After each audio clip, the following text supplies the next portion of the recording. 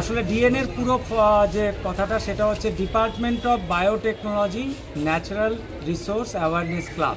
আমরা রাজ্য সরকারের উদ্যোগে Tripura biotechnology council, directorate of biotechnology, প্রত্যেকটি হায়ার সেকেন্ডারি স্কুলে ডিএনএ ক্লাবের সূচনা করেছি, যেখানে ক্লাস 8 থেকে ক্লাস 12-এর বাচ্চারা এতে অংশগ্রহণ করে এবং এখানকার যে কোনো একজন বিজ্ঞানের শিক্ষককে ত্রিপুরা বায়োটেকনোলজি কাউন্সিল প্রশিক্ষণ দেয়। এর মাধ্যমে এরা আগামী 4 বছর 80টি বিভিন্ন সায়েন্টিফিক অ্যাক্টিভিটিস করবে, যার মধ্যে মাশরুম চাষ, রক্তের গ্রুপ নির্ণয়, তারপর হচ্ছে গিয়ে এই ইউরিন থেকে সুগার কতটুকু সেটা মাপা, অর্গানিক আবির তৈরি করা, রিসাইকেল পেপার করা, মসকিউটো রিপেলেন্ট, বায়ো রিপেলেন্ট তৈরি করা, বায়ো সোপ তৈরি করা ইত্যাদি 80টা অ্যাক্টিভিটিস করবে।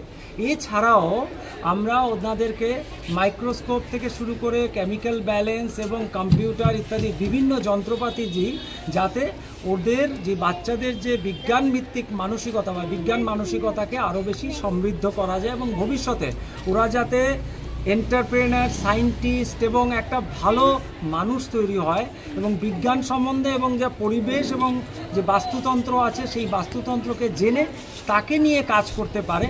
উদ্দেশ্য হচ্ছে বাস্তুতন্ত্র সংরক্ষণ করা এবং নিজেদের এবং আমাদের চারিপাশের বিজ্ঞানকে জানা। ডিএনএ ক্লাব ইতিমধ্যেই ন্যাশনাল লেভেলে জাতীয় স্তরেও পুরস্কার পেয়েছে এবং আমাদের ত্রিপুরা রাজ্যে আমাদের বাচ্চারা 8 থেকে 12-এর বাচ্চারা যা করে, আমি জানি না বাইরের রাজ্যে এই ধরনের তাদের স্কিল আছে কিনা। এগুলোর জন্য কি আলাদা টিচার থাকে? আলাদা টিচার না, এই টিচারদের মধ্যেই একজনকে টিচার কোঅর্ডিনেটর করা হয় এবং সেই টিচার কোঅর্ডিনেটরকে Tripura biotechnology council hands on training দেয় এবং প্রত্যেক মাসে এই প্রত্যেকটি ডিএনএ ক্লাবের টিচারকে নিয়ে আমাদের মিটিং হয়। আমরা গুগল মিট করি এবং কতগুলো অ্যাক্টিভিটিস করেছে, কতগুলো করবে সেগুলো আমরা নির্ধারণ করি এবং প্রত্যেক বছরের শেষে বেস্ট পারফর্মিং টিচার এবং বেস্ট পারফর্মিং স্টুডেন্টদের নিয়ে একটা বই প্রকাশ করা হয়। সেই বই আমরা আমাদের যারা হায়ার অথরিটি আছে আমরা সেখানে পাঠাই।